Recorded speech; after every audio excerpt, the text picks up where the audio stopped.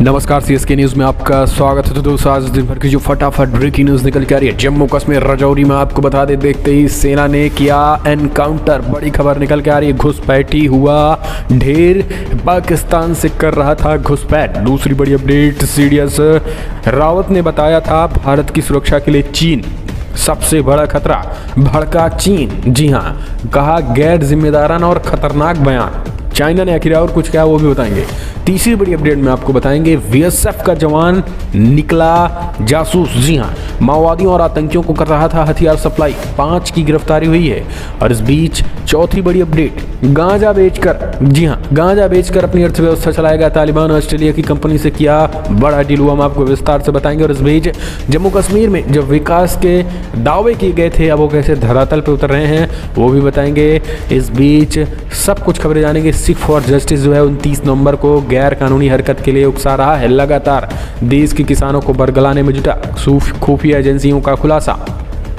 तो एक एक करके आपको विस्तार से बताएंगे। भूखमरी की कगार पे हुए पाकिस्तान बैलिस्टिक मिसाइल का कर रहा है परीक्षण, और भारतीय हथियारों का दुनिया भर में डंका। एक एक करके खबरें विस्तार से आपको बताएंगे, लेकिन उससे पहले एक छोटा सा निवेदन, अगर आपने चैनल को अभी तक सब्सक्राइब नहीं किया तो पल पल के अपडेट के लिए चैनल को सब्सक्राइब करें। और अगर आप भी मानते हैं कि प्रधानमंत्री नरेंद्र मोदी के नेतृत्व में चीन और पाकिस्तान दोनों को मुंहतोड़ और करारा जवाब मिलेगा तो इस वीडियो को लाइक करके अपना समर्थन दर्ज किया। दरअसल पहली बड़ी अपडेट निकल के आ रही है, जम्मू कश्मीर राजौरी में घुसपैठ कर रहा पाकिस्तानी आतंकी मारा गया, हथियार और अन्य सामान हुए बरामद। दोस्तों, राजौरी जिले के बिंगरी गली में घुसपैठ कर रहा पाकिस्तानी आतंकी को सेना ने मार गिराया है और उनके पास से हथियार और अन्य सामग्री मिली है। घुसपैठ की आशंका को देखते हुए सेना ने इलाके में सर्च ऑपरेशन चलाया है। इसके अलावा सीमा पर सुरक्षा ग्रिड बढ़ा दी गई है। फिलहाल आतंकी की पहचान नहीं हो पाई है। इससे पहले गुरुवार को सेना ने गुलपुर सेक्टर के चक्का दबाग क्षेत्र में नियंत्रण रेखा पर पाकिस्तान के कब्जे वाले इलाके में भारतीय क्षेत्र में घुस आए और एक किशोर को पकड़ा। वहां सीमा पार रावलकोट जिले का रहने वाला है। गुलपुर सेक्टर में तैनात सेना की 3.3 गोरखा रेजिमेंट के जवानों ने अग्रिम चौकी छबीली के पास संदिग्ध अवस्था में एक बालक को भारतीय क्षेत्र में घुसपैठ करते देखा। तुरंत पकड़ा गया, मुख्यालय लाया गया है। आपको बता दें, पूछताछ हुई, नियंत्रण रेखा पे पाकिस्तानी निकला। ये बड़ी खबर निकल के आ रही है। पाकिस्तानी नाबालिगों का धक्का दबागा के रास्ते वतन लौटाया गया था कुछ समय पहले भी, और लगातार घुसपैठ जो है पाकिस्तान करने की कोशिश कर रहा है। सीमा पर हाई अलर्ट जारी कर दिया गया है। इसके साथ हमने आपको कल आज सुबह बताया था कि कैसे सीमा पर खास करके पाकिस्तान और चीन की पाकिस्तान सीमा बॉर्डर पर ह्यूमन इंटेलिजेंस लगाए जाने की तैयारी है। एक और अपडेट लेते हैं। सीडीएस जनरल बिपिन रावत ने कुछ दिन पहले दिया था, कहा था कि चाइना असल खतरा पाकिस्तान से नहीं बल्कि चाइना से है भारत को खतरा। तिल मिलाए चाइना ने दर्ज कराई आपत्ति, कहा गैर जिम्मेदाराना और खतरनाक बयान। दोस्तों, चीन के प्रमुख रक्षा अध्यक्ष सीडीएस जनरल बिपिन रावत की चीन को सुरक्षा के लिए सबसे बड़ा खतरा बताया था। इस बीच आपको बताने वाली कथित टिप्पणी पर भारत के समक्ष आपत्ति दर्ज कराई। चीन के रक्षा मंत्रालय ने गुरुवार को इस बात की जानकारी दी। चीनी रक्षा मंत्रालय के प्रवक्ता कर्नल वू कियान ने यहाँ ऑनलाइन संवाददाता में कहा है कि भारतीय अधिकारी बिना किसी कारण के तथाकथित चीन सैन्य खतरे पे अटकलें लगाते रहते हैं, जो दोनों देशों के नेताओं के रणनीतिक मार्गदर्शन का गंभीर उल्लंघन है। चीन और भारत एक दूसरे के लिए खतरा नहीं है और भू राजनीतिक टकराव को भड़काना और गैर जिम्मेदाराना तथा खतरनाक है। तो इस चीज़ को इस तरीके से चाइना ने लिया है, जबकि सीडीएस जनरल बिपिन रावत ने स्पष्ट कहा था कि भारत के लिए आज सबसे बड़ी चिंता जो है वो पाकिस्तान नहीं चाइना है। और ये सच्चाई भी है, क्योंकि तमाम बातचीत के बावजूद भी चाइना से किसी तरीके का हल निकल नहीं पाया है।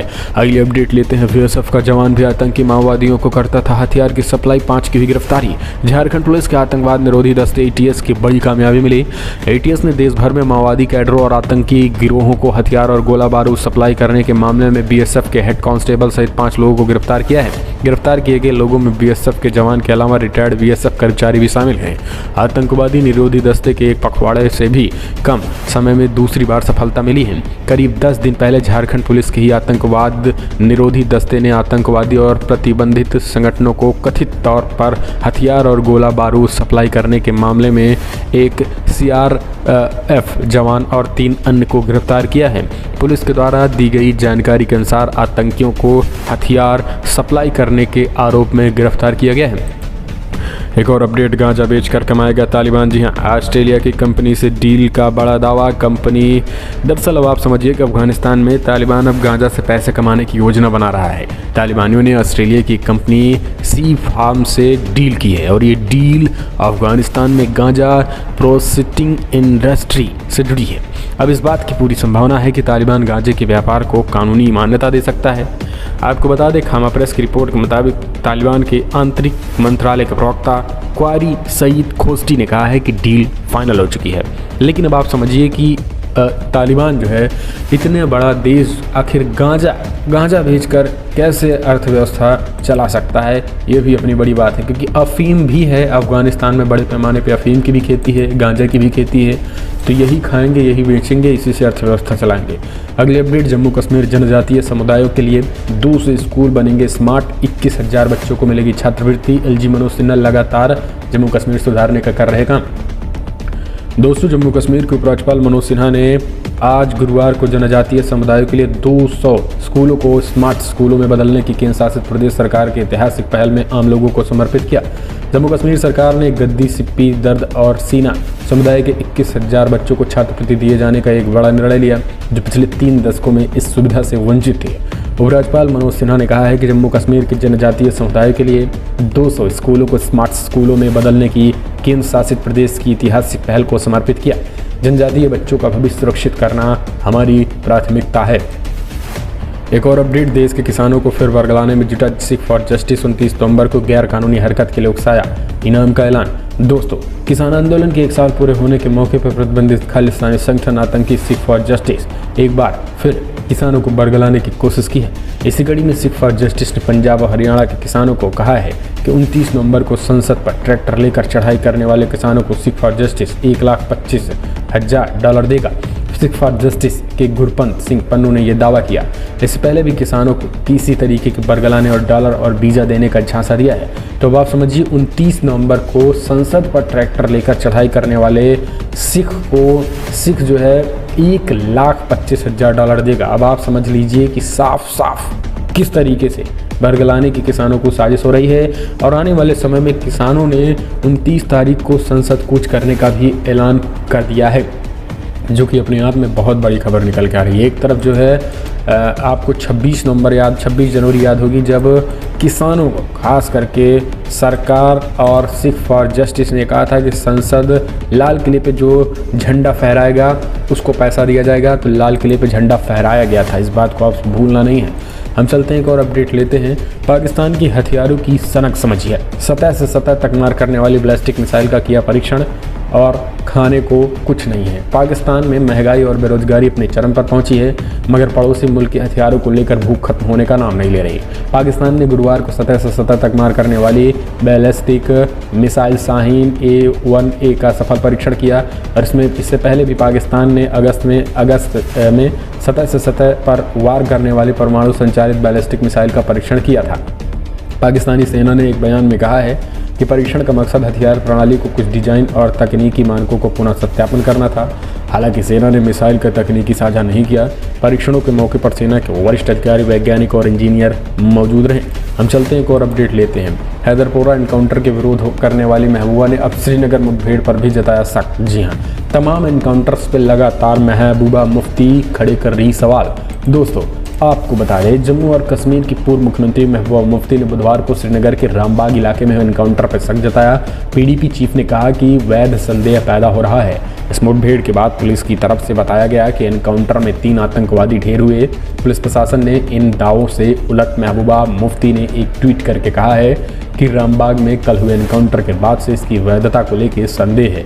कुछ मीडिया रिपोर्ट्स में कहा जा रहा है कि इन एनकाउंटर्स को लेकर उन्होंने प्रत्यक्षदर्शियों का हवाला देते हुए कहा कि ऐसा लग रहा है कि एक ही तरफ से फायरिंग हो रही है। हम चलते हैं, एक और अपडेट लेते हैं। कृषि कानूनों की वापसी पर लग सकती है मोहर। बीजेपी ने राज्यसभा सदस्यों को जारी किया व्हिप। दोस्तों, बीजेपी अपने राज्यसभा सांसदों को 3 लाइन का व्हिप जारी करते हुए 29 नवंबर को सदन में मौजूद रहने का कहा है। माना जा रहा है कि संसद के शीतकालीन सत्र के पहले ही 29 नवंबर को पार्टी तीनों कृषि कानूनों को वापसी के लिए विधेयक पेश कर सकती है। व्हिप के मुताबिक बीजेपी सांसदों को राज्यसभा में उपस्थित रहने को कहा गया है। इसके मुताबिक सोमवार को एक महत्वपूर्ण विषय पर चर्चा होगी और इनके पास कराया जाएगा। प्रधानमंत्री मोदी ने पिछले सप्ताह ऐलान किया था कि सरकार तीनों कृषि कानूनों को वापस लेगी और इसके लिए संसद में आवश्यक प्रक्रिया को पूरा किया जाएगा। अगली एक और अपडेट लेते हैं दोस्तों। आज कॉन्स्टिट्यूशन डे है, संविधान दिवस है। आज 26/11 भी हुआ था। तो 2 वर्षीय प्रधानमंत्री नरेंद्र मोदी ने आज कॉन्स्टिट्यूशन डे पे संबोधित किया है। कांग्रेस और विपक्ष पर बोला बड़ा हमला। दोस्तों, संविधान दिवस के मौके पर संसद में आयोजित कार्यक्रम में विपक्षी दलों द्वारा शामिल न होने पर प्रधानमंत्री मोदी ने बड़ा हमला बोला है। प्रधानमंत्री नरेंद्र मोदी ने आज अंबेडकर, राजेंद्र प्रसाद जैसे लोगों को नमन करने का दिन बताया। कहा 26/11 ऐसा दुखद दिन जब देश के दुश्मनों ने देश के भीतर आकर मुंबई में एक ऐसी आतंकवादी घटना को अंजाम दिया जिससे देश के दुश्मनों को माफ़ नहीं किया जा सकता है। भारत के संविधान में सूचित देश के सामान्य मानवीय की रक्षा की जिम्मेदारी होती है। इसके साथ ही आपको बता दें, प्रधानमंत्री नरेंद्र मोदी ने कांग्रेस पर हमला बोला। पीएम मोदी ने बिना नाम लिए कहा है कि for the family by the family, केवल परिवार के लिए और परिवार के द्वारा ही सब कुछ किया जाता है। परिवार के द्वारा परिवार के लिए ही किया जा रहा है। देश को अभी तक राष्ट्र प्रथम नहीं रखा गया है और इसी को लेकर कांग्रेस पे हमला बोला। संविधान दिवस पर विपक्षी जो है एकजुटता नहीं थी। इसको लेकर प्रधानमंत्री मोदी ने कहा ये अंबेडकर का अपमान है जिन्होंने संविधान बनाया था, क्योंकि संविधान दिवस पे सबको एकजुट होना था। तो दोस्तों, 26/11 हमलों में जो जवान शहीद हुए थे उनके लिए शत शत नमन।